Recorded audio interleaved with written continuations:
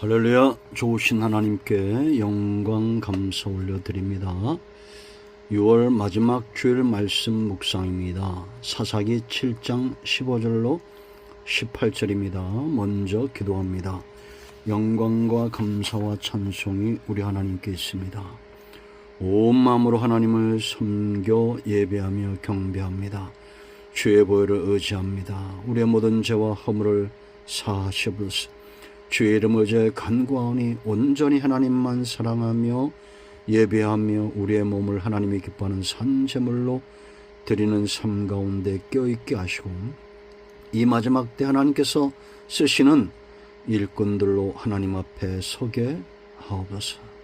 오늘 우리가 말씀을 들을 때에 하나님의 선하신 뜻으로 받고 치유가 필요한 곳의 회복이, 마음이 상한 자들에게 하나님의 위로가 임하는 귀한 시간 되기를 원합니다. 종을 낮추시고 겸손하게 하시고 오직 말씀의 통로만 되게 하옵소서. 이 땅 이곳에 땅끝에 있는 모든 주의 백성들과 복음적인 교회 위에 하나님의 은혜가 풍성하게 임하기를 사모합니다. 예수님의 이름으로 사모하며 기도합니다. 아멘.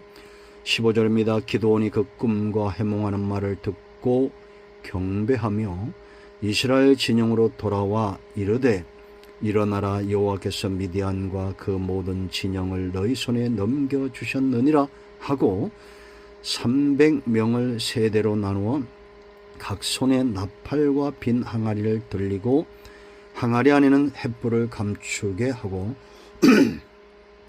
그들에게 이르되, 너희는 나만 보고 내가 하는 대로 하되 내가 그 진영 근처에 이르러서 내가 하는 대로 너희도 그리하여 나와 나를 따르는 자가 다 나팔을 불거든 너희도 모든 진영 주에서 나팔을 불며 이르기를 여호와를 위하라, 기드온을 위하라 하라 하니라. 아멘. 오늘 이 말씀이 우리에게 은혜와 응답과 확신이 됨을 믿습니다. 자, 여러분, 지금 우리가 기드온과 미디안의 전쟁들을 살펴보고 있습니다. 전쟁에 승리했죠. 우리가 아는 바입니다. 이것이 과연 남의 일일까요? 적들은 골짜기에 메뚜기 수와 같고 낙타의 수는 해변의 모래와 같은, 이런 지금 기드온과 300명만으로는 감당할 수 없는 그런 적들입니다. 그런데 이 전쟁은 피할 수가 없습니다. 형편은 너무 열악한 겁니다. 제대로 무기 하나 가지고 있지 못합니다. 오늘 16절 보세요, 여러분. 무기라고는 나팔과 빈 항아리와 그 항아리 속에 감추인 횃불밖에 없습니다.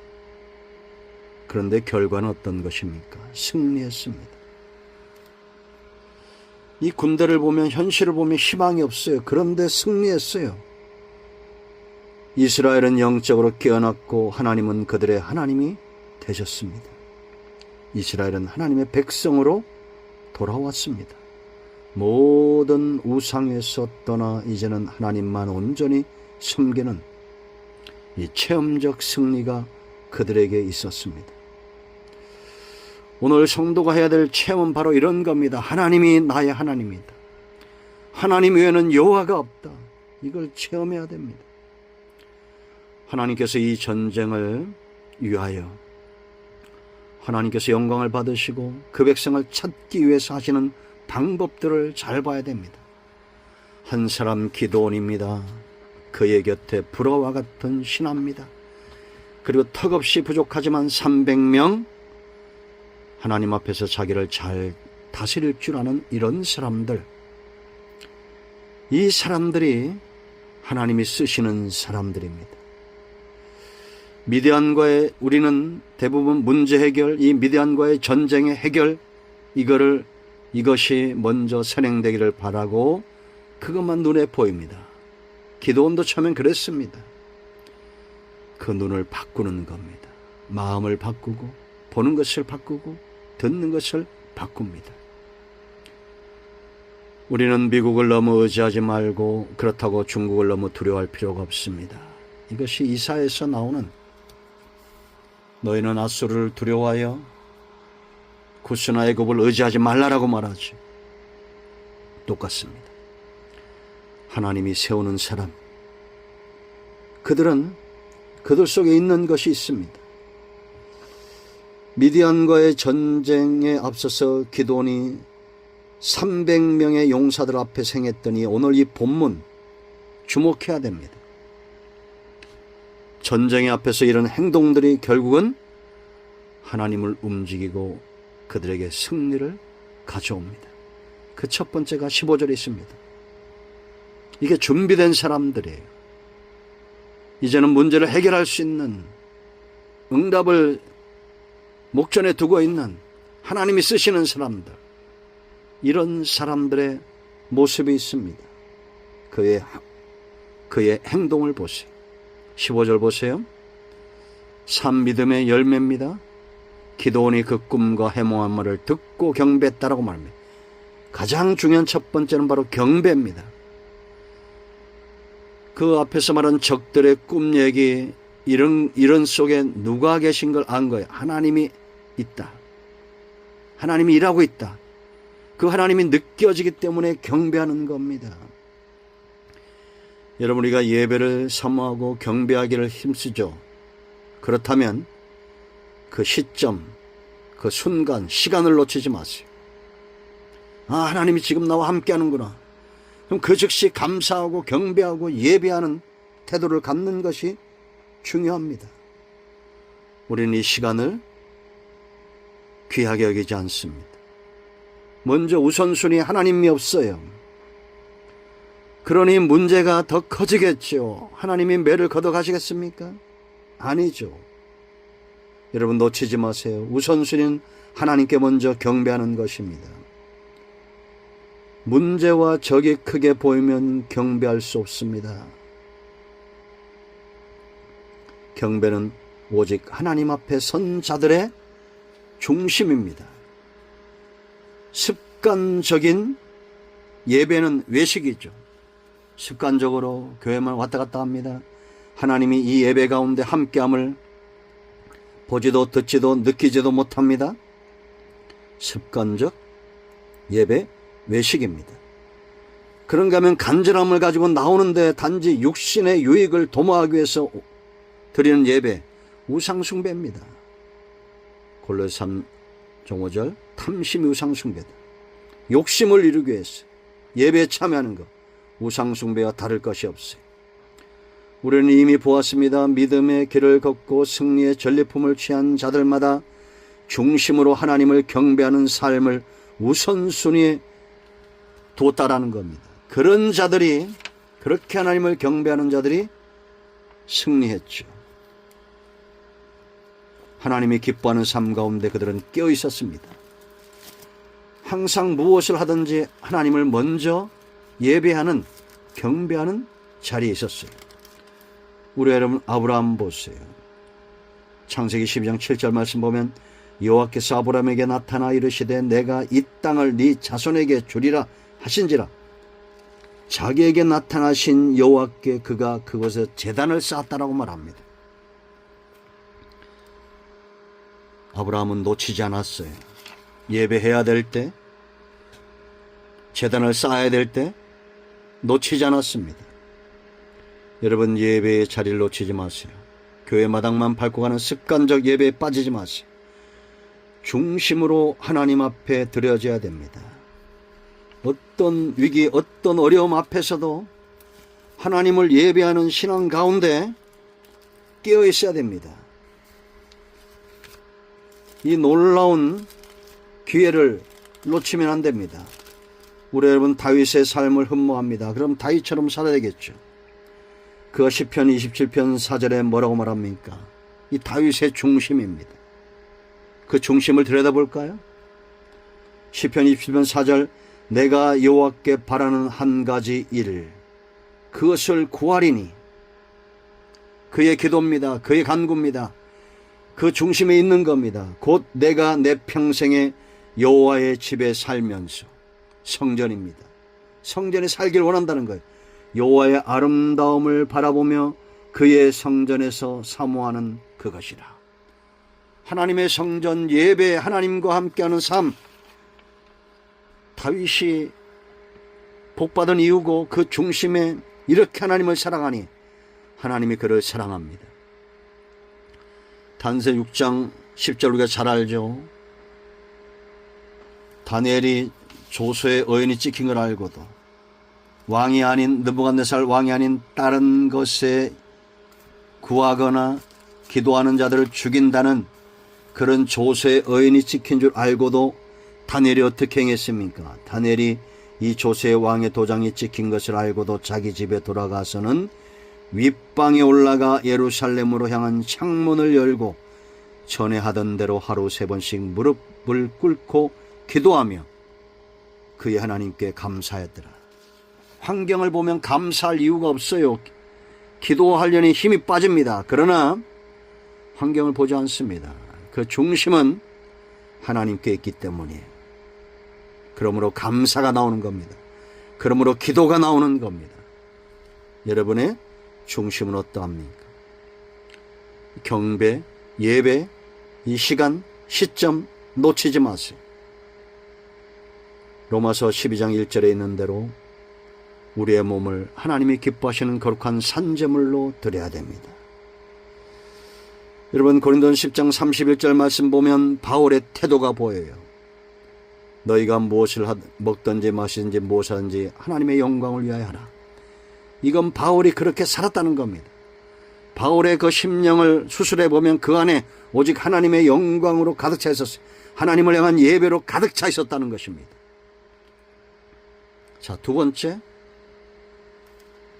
준비된 죄, 하나님이 일하시는 죄. 그 특징이 있습니다. 바로 확신입니다. 15절 보세요. 진영으로 돌아옵니다. 돌아올 때 그 모습이 달라졌어요. 진영을 떠날 때와는 이제는 완전히 다릅니다. 완전히 딴 사람이 되어서 온 거예요. 은혜가 이렇게 만듭니다. 하나님이 함께함을 본 자들은 이렇게 달라져야 됩니다. 그리고 돌아와서 어떻게 말합니까? 일어나라는 겁니다. 주저앉지 말라는 겁니다. 이제는 누군가를 세우는 삶, 군인으로 세우는 일에 쓰임받습니다. 여호와께서 미디안과 그 모든 진영을 너희 손에 넘겨주셨느니라. 확신입니다. 여러분, 이 말 낯설지 않죠? 누가 누구에게 한 말입니까? 하나님이 기드온에게 한 말입니다. 기드온에게 한 말이에요. 그런데 이제는 그 말을 누가? 기드온이 군인들에게 합니다. 11절 말씀 보세요. 그 위에 그들이 하는 말을 들어 그 위에 네 손이 강하여서 그 진영으로 내려가리라. 하나님이 넘겨주셨다. 9절에 넘겨주셨다 또 이렇게 말합니다.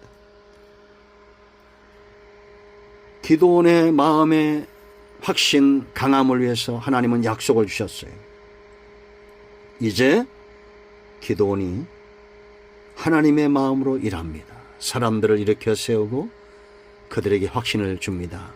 여호와께서 미디안과 그 모든 진영을 너희 손에 넘겨주셨느니라. 놀랍죠.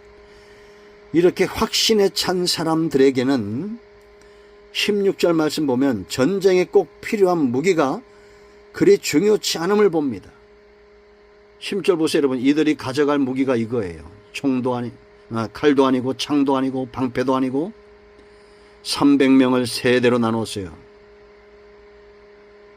100명씩 나눴습니다. 세대로. 각 손에 나팔과 빈 항아리를 들리고 항아리는 횃불을 감추게 했어요. 이게 여러분 전쟁에 필요합니까? 거치장스럽게만 하죠. 그런 확신 있는 자, 하나님이 함께함을 믿는 자들에게 무기는, 형편은 그렇게 중요하지 않습니다. 그러므로 무기보다 확신입니다. 그리고 당당히 말합니다. 뭐라고 말합니까? 17절 보세요. 그들에게 이르되 너희는 나만 보고 내가 하는 대로 하라. 나만 보라는 겁니다. 이런 확신에 찬 지도자가 전쟁에서 어떤 용사나 무기보다 중요합니다. 하나님이 이제는 기도를 이렇게 바꿔놨어요. 그럼 우리가 예배하고 은혜를 받고 기도하면서 늘 불안하고 사람들 앞에서 징징거리고 믿음 없는 소리들을 하고 사람들의 의지를 꺾는, 그건 절대 성령의 역사가 아닙니다.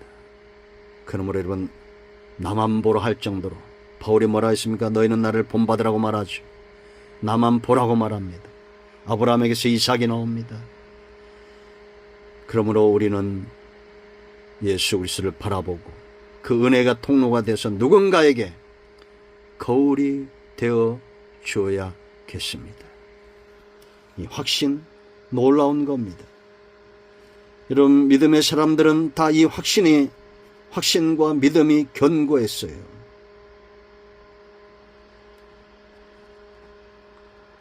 여러분, 기도원의 입장에서 확신을 가지 못할 이유가 없어요. 왜냐? 하나님이 그 이유를 주셨기 때문이죠. 여러분, 히브리서 11장 1절은 뭐라 말합니까? 믿음은 바라는 것들의 실상이요. 믿음만 있으면 바라는 것들이 실상으로 돌아온다는 겁니다. 보이지 않는 것들의 증거다라고 말합니다. 세상은 보는 것을 믿고 보는 것에 투자하지만 우리는 믿음으로 바라봅니다. 로마서 1장 17절 오직 믿음은 의인은 믿음으로 말미암아 산다. 믿음은 성도의 자산이고 성도의 무기고 성도가 살아가는 동력이 됩니다. 고린도서 5장 7절에 바울은 뭐라고 말합니까? 이는 우리가 믿음으로 행하고 보는 것으로 행하지 아니함이라. 이게 사도 바울의 마음이에요. 믿음으로 행한다는 겁니다. 보는 것으로 행치 않는다는 거예요.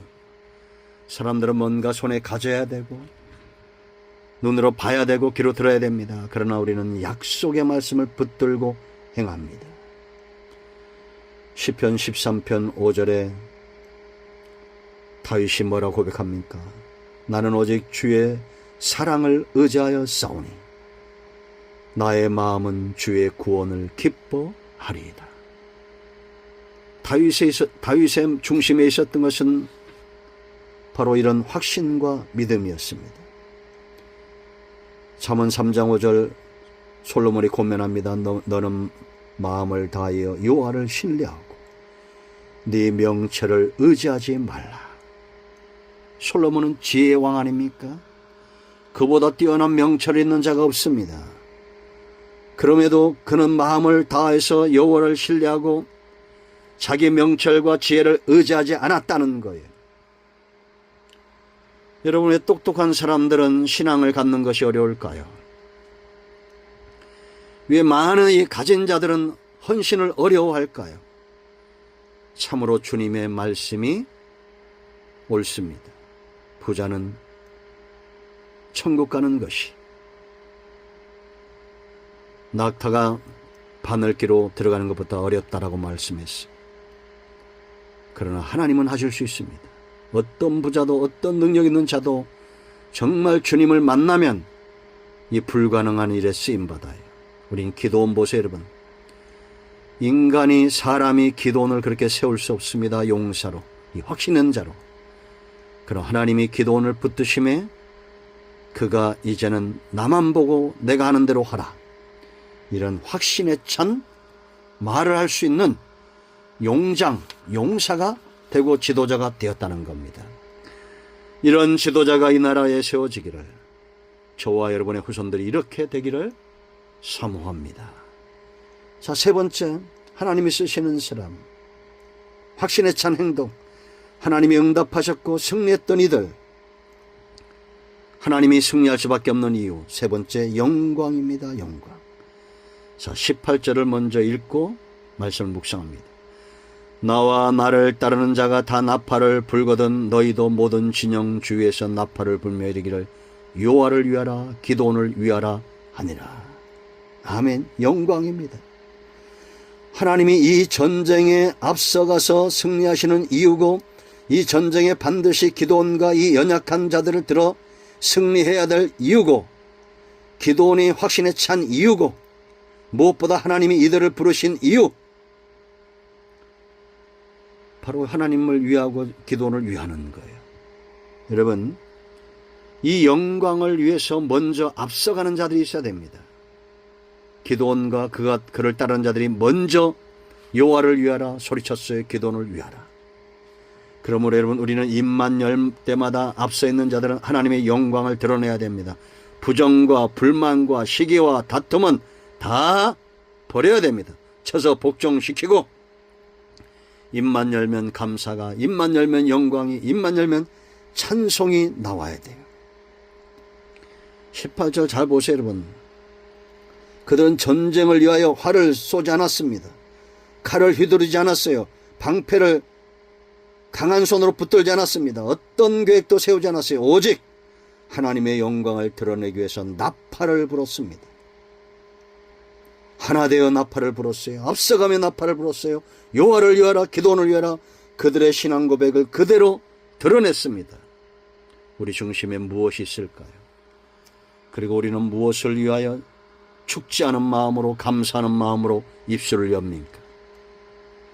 감사와 영광, 우리의 눈과 귀와 입술에 온 영혼의 온 중심에 하나님의 영광으로 가득하여 나팔을 불며 춤추며 하나님의 영광을 드러낼 줄 아는 앞서가는 자들, 그런 자들이 되기를 사모합니다. 문제 앞에 걱정하지 마세요. 이미 이긴 전쟁입니다. 주님이 십자가에 죽으심으로 우리는 승리했습니다. 내가 하나님 앞에 서 있는가를 먼저 걱정하고 생각하세요. 기도합니다. 예수님의 이름을 의지하여 기도합니다. 주의 영광을 위하여 쓰임받게 하시고 날마다 깨어 경배하며 확신에 차 누군가를 세워주고 함께 이 전쟁에 나아가 하나님의 영광을 위하여 승리하는 하나님의 자녀들 되게 하옵소서. 우리 가운데 마음이 상한 자, 병든 자 치유하시고 회복시켜 주시기를 원합니다. 예수님의 이름으로 사모하며 축복하며 치유하며 기도합니다. 아멘. 이제는 우리 주 예수 그리스도의 크신 은혜와 하나님 아버지 큰 사랑과 성령의 유통 충만치유 회복하심의 역사가 영상을 통해 말씀을 사모하며 성전을 찾아 예배하는 모든 하나님의 자녀들 위해 이제로부터 영원토록 함께 있을지어다. 아멘. 할렐루야. 응답이 오늘도 우리 가운데 임하였습니다. 아멘.